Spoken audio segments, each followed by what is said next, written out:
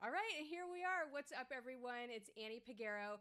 I'm your alignment and passion finder coach, helping you to find your purpose so you can impact the world with your genius. And if you would have asked me 9 years ago, Annie, what is your path in life? I certainly would not have said that my path and my journey is to be a military spouse and an alignment and passion finder coach. I was the one who wore the uniform, right? I was the one who was the park ranger. I was the one who wore the uniform. And then the planets aligned, all the magic happened, and I fell in love with my Albert, my Marine, and he whisked me away to this island back in 2011, Okinawa, Japan. And I will tell you what, I wish that I had an Elizabeth Castro back in 2011 because I was all the lost. I had such an identity crisis. You know, I basically holed myself up into just hiding because it was such a dramatic change for me. I needed support and I needed community, and I didn't know who to turn to. So that is why I have brought my very dear friend, Elizabeth Castro. I call her Liz. I brought Liz Castro on today so she can share with you her mission. Liz is the 2019 and 2020 military Camp Courtney, Okinawa, Japan Military Spouse of the Year. And she's in the top 18. You guys, top 18 globally. And her voting has opened up just now. Her mission is community building and getting back to roots and taking care of the family, who in turn takes care of the service member. Happy family, then your service member is going to be operating at the very best they possibly can. I'm really excited and super, super honored to have Liz on to chat with you today to share about her mission to help military families. Are you ready, Liz? Where are you? You guys, I'm using a new platform. Ecamm. There she is. You guys, this is Liz Castro. I've put the link to vote for Liz down here in the comments and also in the post. But Liz, tell us about you. Tell us everything. I'm so excited that you're here. Well, thank you, Annie. Thank you for having me. I'm super excited to be here with you today and even more stoked about sharing my story. So, born and raised in Galveston, Texas, an island just off the coast of Texas, about 30 minutes south of Houston. Both my husband, Sam Castro, and I are from there, born and raised there. Funny story, we went to the same high school. We did not know each other. I was a senior, he was a freshman. It wasn't until, I know, it wasn't until I was actually teaching at his old elementary school that we met through a mutual friend and we started dating. And at that time, he had no idea what he was going to do with his life. And shortly after, he joined the Marine Corps. And I thought for sure that was it. I wasn't going to see him anymore. But we corresponded through letters. I think I wrote him like 2 letters a day while he was in boot camp. He said he got the most letters than anybody else. On Thanksgiving Day, he called from boot camp and he said, we've been talking about, future together, and I just want to know, will you marry me? So it was like, he's like, I've only got like I'm about sweating. 3 minutes on this call, so it would be nice if you could give me a response. And I was like, yes. And so I quickly hung up, and it was Thanksgiving. I was at my parents' house, and I told my parents I'm getting married. And the first thing that my traditional Mexican father said was, well, he didn't ask me. Right? So I quickly wrote him a letter. It's like, I said yes, but my parents want you to write them a letter asking for my hand. Very, very old school, my dad is. And so Sam wrote a beautiful letter to my mom and dad asking for my hand in marriage. We got married a week after boot camp, and I had no idea what I had signed up for. No, I just knew I was in love and I wanted to be with Sam. He was my soulmate. He was my partner, and I was going to go wherever he went. It was interesting. we had some teary nights where I was like, I don't know if I can do this, but Seriously? What? I quickly realized, and I had a conversation this morning with somebody else. I quickly realized we were in Monterey, California. Sam was at the DLI, and we were one of the only married Marine Corps families there. And the young single Marines were always looking for a reason to leave the barracks and go somewhere, right? They're mostly 18, 19 years old. Sam didn't join until he was 23. I was 26 at the time, but we're a little bit older. And Sam and I come from big families. So family and gatherings are very important to us. And so we would have the Marines come to the house. And so we quickly started the tradition of Thanksgiving. And so the Castro family tradition of Thanksgiving, every Thanksgiving, we invite every single Marine or anybody who's single, doesn't have anywhere to go, to our house. It doesn't matter how many people show up. I think we had in the Camp Courtney Towers one year 50 people, That's believe it or not. awesome. We made it work. But for us, that was bringing a little bit of home with us wherever we went. And we quickly realized, Sam and I did, that doing that and building community and reaching out and establishing roots was important for us to transition to a new place. So wherever we went, we brought that tradition with us. And then we then shared our home with everybody else. And so family's important. And I do one thing I do every day is I call my mom every day because she keeps me grounded. She's my roots. She's my community. And that always keeps helps me set my tone for the day. So when I talk about roots, I truly mean roots. And it's important. And it's not, someone asked me, what's your platform? It's not a platform, it's a lifestyle. It's part of our I love family. that. It's part of what we do as a family. We're heavily involved with Boy Scouts. We have been. Our son Enrique is 18. He just earned his Eagle Scout. So we started this journey with him when he was in first grade. So Sam and I have both been troop leaders, Cub Scout. Sam's been the Scoutmaster, committee chair, treasurer. So we've been involved with that. And I quickly found out that for our boys, for our children, wherever we went, we would get plugged in with a Cub Scout or a troop, and then we instantly had a network, and our boys instantly had, some friends, and they had somewhere to belong. Because no matter where you're at, whether you're civilian or whether you're military, that sense of belonging is important to your well-being, spiritually, mentally, emotionally. And if that's not taken care of, then everything else is not going to fall into place. And if you're falling apart at home, your service member, when they leave to go to work, they cannot, like you said, focus on their mission and do their job effectively. And we all know that all of that connects to, our combat readiness, and all that's vital to our national security. And that's very important, especially with everything happening worldwide, is for us to be able to keep our families happy, strong, and not just doing well, but thriving. Absolutely. I love how you tied that all together. And I also, the one thing, and I've, I've said this to you before. I love that you don't beat around the bush. Like you No. just, yeah. I mean, the most important thing is readiness. Ready for rapidly evolving events with Yep. no notice at all. That. And that's what we have to be ready for as spouses, as moms, as mothers. You have older boys, I have little girls.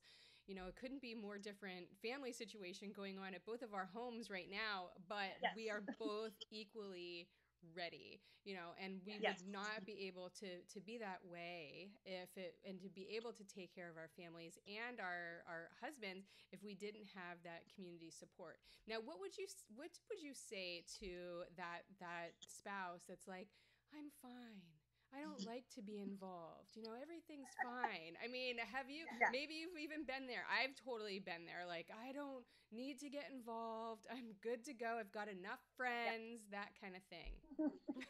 Well, so I do have friends that are, you have to respect. their boundaries that they set.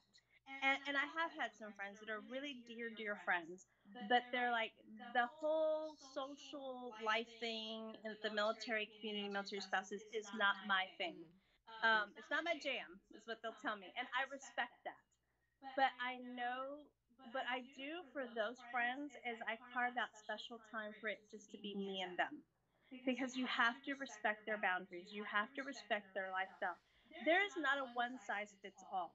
And that's what I stated in my profile is I'm just an example. I'm not the example.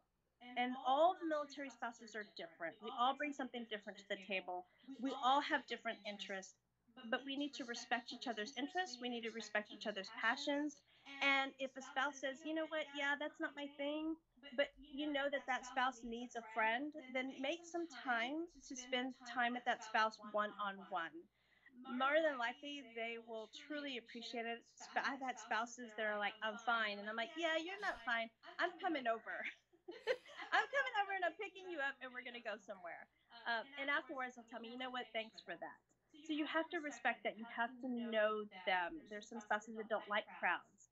And I'll always invite them to any gathering that I have because that's just how I am. If they decline, I don't ever take it personal because I need to respect them. And just like same with me, I would expect someone to respect my wishes and my boundaries as well. And I don't think that just goes for military spouses. I think that's just life in general. And I truly think what you said is true, taking care of the spouse. And I'm a teacher. This is my 25th year in teaching. And I've always said if the child's basic needs are not being met, if that child is not feel safe and they're emotionally not well, spiritually not well, they're not healthy, they're not doing well, the academics aren't going to matter. And it's the same thing with the military spouse. The whole spouse has to be taken care of. And I you know it's just that Maslow's need, where Mm-hmm. you need to make sure that child has a roof over their head, has clean clothes, a place to lay their head at night, food to eat, and love at home. You have that child in your class and none of that has been met, they're not going to care what you are teaching them in front of that class. Mm-mm. So the same thing with the military spouse. You have to make sure that their spiritual well-being is taken care of, that them as a person is being taken care of before you can expect them to be family ready, for them to be prepared to handle those last minute decisions and changes that we all know this amazing, like Sam calls it, gun club Right. throws at us all the time. So you have to make sure that they're taken care of. And see a lot of parallels in teaching and my teaching and as a military spouse and vice versa. So that's how I see it. I think that there's going to be a lot of people watching this video who might not be military spouses that say, "Man, I need to do more of this. Like, I need to do more of this in my community, in my neighborhood, in my church groups, in my school, like, whatever. I need to be doing more of this." Because, again, I think so often, like, we see someone kind of silently struggling. We know that they're silently struggling, and we kind of just let them be because maybe they Yeah. didn't show up and we did take it personally, whatever. So I think this is a very good wake up call for everyone, to be that heart, that's going to Mm-hmm. extend, an invitation, a one-on-one little coffee date. I mean, just something to reach out to people and let them know Yep. that you're there and that you care. And like I said, like this doesn't just impact military spouses. Selecting Liz and voting for Liz for the Armed Forces Insurance Military Spouse of the Year for the Marine Corps doesn't just affect like us military spouses. So we're inviting everybody to vote, everybody, Yes. globally, because taking care of our service members takes care of us as a country. Exactly. It's all connected. We're It's all all connected. connected somehow in some way. And I truly feel, my hope. This is my hope that there's going to be six branch winners. You're going to have an Air Force branch, Marine Corps branch, Navy, Army, National Guard, and Coast Guard. All six. The class of 2020. Uh, my hope is that they also extend that sentiment of unity out to their own communities. I just got chills. So, it's because you have to embrace everybody.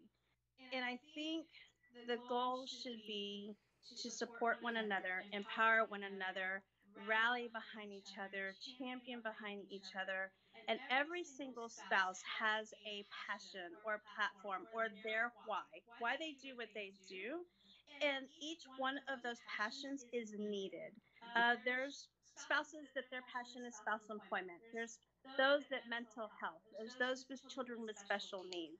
There's those that like family readiness, community building. Another one is mentoring is their passion.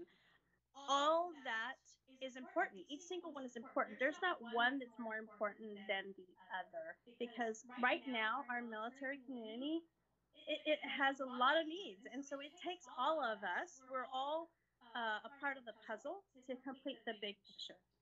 And so I truly feel that if when you go and you look at the top 18, there's three from each branch. When you go and look at the top 18, each one of them brings something to the table. If you listen to their story and you watch their video and it resonates with you, it touches you, then you should vote for that person. That's the person you connect with. And so I think it's important that through this whole process, it doesn't define me, who I am. The title would only open doors to help others, to help me help others. But it's not, stopping me from continuing to do what I do, continue to be who I am. Because, like I said, it's not a platform, it's not a job, it's a lifestyle. This is what I do, this is what I enjoy doing. I love helping families, I love bringing smiles on their faces. I love especially reaching out to those who I know are struggling. And then when I see them like 6 months later and they're like, thank you so much. I was really in a dark place because I was there. Coming to Okinawa was one of the hardest moves at that time, 16 years in, that I had ever done. I was sad. I was depressed. I was like, oh, I don't know about this place. And here I was in, this beautiful island with beautiful culture and beautiful people and so much to offer. And I was not ready. I mean, it was just so hard for me. And it wasn't until I started getting plugged in. And it came, Sam came home and he said, what is going on? What advice do you give to other spouses who are feeling exactly like you're feeling right now? And it's so true. It's so easy to give that advice to somebody else, but when you have to take your own advice, it's really Yeah. hard. Yeah, for And real. he had to have a heart to heart with me. And he's like, come on, Liz, this is not you. You hit the ground running. You need to wake up. You need to get out that door and do something. And that's what I did. That's what I did. But that's what should be. I did not do this alone. Not at all. I mean, Sam and I it's a team. We do a lot of things together. I really rely on him, well, especially when I have these crazy ideas and projects that I want to do. He'll tell me, you are a hot mess, but you're my mess, and I'm going to help you, and vice versa. And so we're each other's cheerleaders. We're each other's, support system. He's my rock. And he'll tell you that I'm only married to him for his tech support, which sometimes is true. But he is. And so we cheer on for each other. And I could not even imagine my life without him. He's been there through the good, the bad, and the ugly. Back in 2012, I was diagnosed with breast cancer, and there is, nothing that I could have, I didn't even expect it. It was not even something that I could have even like thought about. And Sam pulled me through that. It was him, and it was, in a way, it was a blessing. People look at me like I'm crazy when I say that, but it was a blessing because it brought us together stronger. After that, we realized there was nothing that could come up or be thrown at us that we could not handle and take care of together. And we may not, right now, he's in the States. We may not be geographically together, but together, no matter where we're at, I know he has my back and he knows I have his back. And that was a turning point in our marriage. And it was a turning point for me. I realized life's too short. Tomorrow's not promised. You need to live your life to the fullest. You need to jump on anything. If you want to do it, say, yes, I'm going to do it. If someone's doing a project and you're like, wow, that is an awesome project, and you want to help, say, hey, how can I help you? And I think that's how I've gotten involved in so many things over this past 4 years here in Okinawa. Uh, the Scouts is one that's always been there, but I recently got involved with mentoring spouses with the Military Spouse Advocacy Network. I'm a Marine Corps mentor. Right now, I currently have just a few mentors that I mentor virtually. I'm involved with the planning team for the Sakura seminar, and that seminar there's going to happen one tomorrow. It takes care of the mind, body, and spirit for a new spouse. Once they've gotten here, it's kind of like a time to reset, and it's a day for them to connect and make friends and kind of start feeling like they're part of the community. And just recently, we launched a program called Spouse Guide to Okinawa for Marine Corps spouses, where we're training guides to connect with Marine Corps spouses just shortly prior to coming on island, and then for like first 3 months of the island. And this guide basically guides you to all the information that you may need. So It's needed. not, And you'll link yeah, to that. We link it's to awesome. that here in the comments. So Yeah, anybody watching yeah, can for can sure. access that easily. So I just want to turn to the comments here. Sam, are you still here? Sam's has been watching and commenting. It's really great. Sam says that it can cause whiplash. I think that he's probably talking about all of the different things that you guys have been involved in. He says, not my circus, not my monkeys, back when we were talking about, that certain people don't want to get involved with things. Um, Heart and hearth of the family. I love that. Sam, he's so good. And he said that he says I was all snap out of it when you guys first moved here. Yeah, and he says, yeah, still here. Sam, thanks so much for being here. I mean, you've got a real amazing one here, like a total inspiration. You've definitely helped me get out of my tatami room office and get out there. I think when you did your the photo for one of the things that you were supporting and sharing about was one of the first times when I'm like, you know what, I love my online business, I love my online clients, I love what I do here online, but it's online. Like, Yeah. I need to get out and like talk to people. Like, what am I doing? And yeah, and that was just like in the fall. And since then, we've become good friends. I've met so many other like really amazing spouses that I certainly wouldn't have gotten to know if I just remained here behind my computer, and I'm like, but the way I thought of it, I'm like, okay, well, there's people that I'm reaching that are not here that need to hear this message. But I mean, my Yeah. goodness, like people down the road that I mean, what about like filling my cup as well so I can take care of Yeah. my family and my marine. So that you were a total inspiration for me also that I haven't shared that with you before. So thank you so very much. Thank you. Liz, what would you say to somebody who is like, I just feel stuck? Like I don't really know if I want to get out and do things, or I just we're talking about passions and things that light us up on fire. But what if Yeah. somebody is just feeling stuck and they still need to So take care of their service member? I would take one day at a time. It's not going to happen all in one day. Just because you go out one day and check out one thing, everything's not going to miraculously, you have to put a little bit of effort into it and put yourself out there. And that's scary.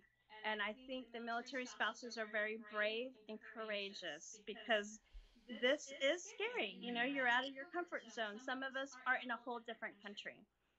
Go out and try different organizations, different nonprofits, volunteer in different areas. You can volunteer with the Red Cross here. You can volunteer with Help Oki or Hearts for Okinawa. You can volunteer at the different gift shops. You can volunteer with the USO. There's so many opportunities.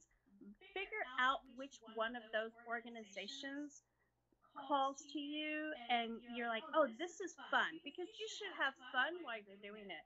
Don't just volunteer for the sake of volunteering. To say, oh, I volunteer.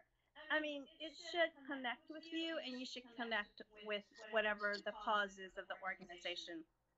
Because if you're not having fun, you're not going to do it well.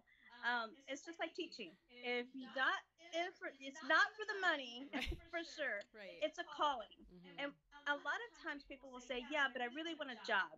Okay, well, while you're waiting for that job, go out and volunteer, because you might meet somebody, make a connection in that area that you're interested in working in. And that person may know somebody who knows somebody. It's all about connections, it's all about establishing relationships, and making sure that you are actually making yourself available out there. And it's hard, it's scary, and it's hard, and I get that.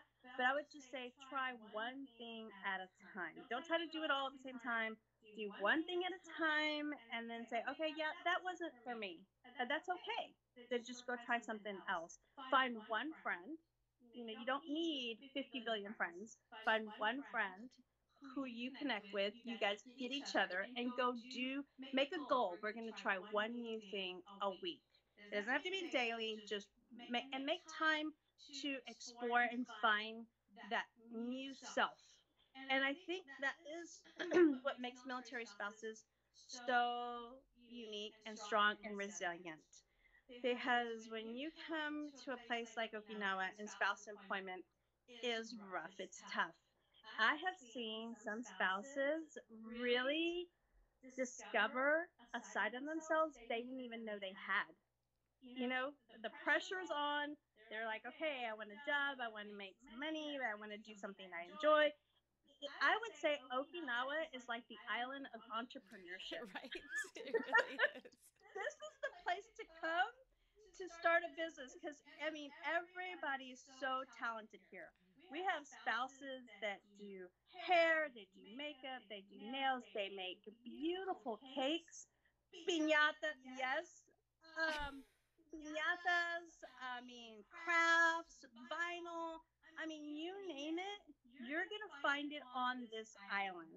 That and volunteerism. I always say Okinawa runs on volunteerism. All of the stuff that happens on this island is not possible without our volunteers. And a lot of times, those volunteer opportunities lead to job opportunities, or it widens your circle, and you meet new people. And I would always say, take one thing at a time, one step at a time, and just make one goal a week at a time for yourself, and be kind and patient with yourself. Don't Sam be says so hard on tamales. yourself.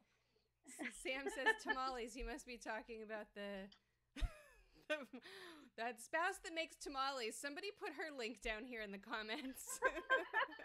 Yes, we have some amazing spouses that are, I mean, truly cook. I mean, it is, we are blessed here on this island. As tough as it was for me when I first got here, I truly have come to enjoy the community, the culture, the people, and all of the connections. I mean, I wouldn't have met you, Annie, if we had not come to No, Okinawa. for sure. And we're going Yeah. to the DC area together. Yes, You know, are. for sure. We are. You know, We are I met a moving to spouse DC today. area. I met a spouse this morning, who has like the same exact story that I did, that Al and I did when I was in California and we got married and then came out here and quit your job and like the whole deal. And she was like, I could see this like deer in a headlights look in her face. And she's like, I'm just out here going to a yoga class. I hope everything's going to be okay. I don't know. I just got here. And I'm like, girl, and I'm like, awesome. Like that you came out to this yoga class. And like, I'm like, I'm not going to lie. It was hard. When I first became a military spouse and I was 37 years old, like I wasn't like any spring chicken, like it wasn't my first rodeo, you know what I mean? I already had an established life and, I left it all behind for love. I mean, for real. And if my daughter comes home one day and says that that's what she's going to do, I mean, I'm going to have to be happy for her, like my father and mother Yeah, were, even though they were like, oh my goodness, what is happening? But yeah, yeah, just knowing that we are absolutely being sensitive to anyone who is like, well, I have severe anxiety, or yeah, I can't, I can't, nice, good for you. You can just go out and like choose these different activities every week, but that's really hard for me. Like, and we understand that. That's why I think it's really great advice that Liz says, you don't have to go to all the things. You just yeah, can find like one person that gets you. And I think a lot of times we have that self-doubt that comes up, or that those feelings of less than, and those voices in our head that sometimes get really loud yep, and say, well, that's not good enough. You need to be going and doing all these things. And we want to be the ones here to tell you, you don't. You don't need no. to be. You just need to take a little bit of action, because you do have to be there for your service member and for your family to help lift them up. Exactly. Yeah. I love Yeah, it. and it's yeah, it's true. I mean, like I said, I'm just an example. I'm not the example. I mean, if I inspire somebody, awesome. But I would not want anybody to say I want to be just like Liz. You need to find your passion. You find your path. If I inspire you to say, you know what, I'm gonna actually go out and try something new this week, then that's what I've won. It's In my book, I've already won. If I've inspired somebody to go out and get off the couch and go outside, and even if it's just to go to the Daiso to check it out, that is a that's win. always fun.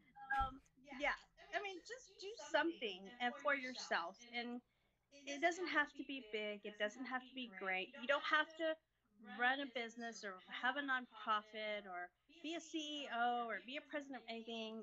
You just have to be yourself, find your passion, pay it forward. Once you get to that good spot, look out for those spouses out there that are struggling and reach back and bring them up with you. And that is my goal. My goal is simply just, help you become ready, because this lifestyle is hard. It's tough on everybody. And so I get it. I totally get it. But yeah, that's me. I, So thankful for you. Sam just popped on again. He said a book making the rounds in the military community touches on the need to find your tribe, and yes. it's so very powerful, and so true on so many different levels. So I'm super happy that you agreed. Thank you for being here, chatting with me and with everybody here with like no notice. I mean, we talked about this like a day ago. I mean, you've got so much going on, and I totally it means a lot to me, to that you're chatting with me here for my audience, and we're really supporting you, like anything that my family can do and my audience here. I mean, this is a really amazing group of people, and I know that they're all going to go right over to this link down in the comments and vote for you. They're so Thank you. great. Like, it's just such a beautiful community. I'm so thankful and just feel so blessed. So thank you. He put the Sam put a link to the book. Thank you, Sam. But let's put the link to Liz. No, I'm just kidding. Hi, Awesome. babe. I miss you. Thanks for chiming So in. good. Thank you, Liz, so much for being here. Just to Thank you, wrap it Annie. up, tell us when you are selected as the Marine Corps, as the Marine Military Spouse of the Year, Armed Force Insurance, military spouses, military, you know what you are. So when you what are you gonna do? Like, more of what you're doing, but tell us something specific, something what's on your radar for some of the things that you're going to do. So, a couple of things that are kind of like simmering right now. So, I would like to do something if I get the Marine Corps Spouse of the Year for the Armed Forces Insurance. I would like the whole class, all six branch winners, to do something together collectively. to pay it forward, leave legacy, do something together to unite our military communities because all branches are equally important. But personally, I have Sam and I actually are working on putting together a podcast, and we've been so busy with work and the boys, we haven't really pinned down some final details, but that is coming. We will be doing a podcast together. We did a podcast last year when I won for 2019 Camp Courtney's Best of the Year, and we had so much fun doing that. We've been talking about it since and been wanting to do that. Another project that I have going on, I'm working with Julie Moser. She's in Texas, and it is about military service members, veterans, reservists, and all branches and their dependents who have had cancer, and we want to hear their story. And so I'm kind of collecting information of who would be interested in that project, and we want to have like a picture, like portraits of them with their story told by them to share with everybody. So those are two things that I really want to do. We're going to do the podcast is going to focus on family readiness and what it means in the Marine Corps for married couples. And then the book is focused more on a personal, my breast cancer journey and my story and wanting to share it with everybody else, and hopefully inspire somebody else. So my goal is Love it. just as a Marine Corps spouse, continue community building wherever I go, wherever I see the need, whatever programs are happening there, or if their program is not established there for community building or family readiness, to see the need, feel the need, and find it and create it and make it happen.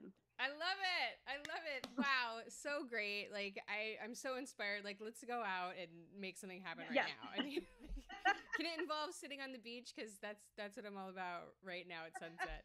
Thank you, I Liz. agree. Like this is very important. It's very important work, and you're super inspiring, and I feel super blessed to have you in my life, in my family's life, and in this community here in Okinawa, and moving back to the States. So Yep. thank you very much. Thanks everybody, and you can also listen to us on the podcast. We have fed two birds with one seed in this recording. Thank you for watching and listening, and everybody who's left comments and shared this video and has voted for Liz. Thank you all. Talk to you later. Thank you. Bye.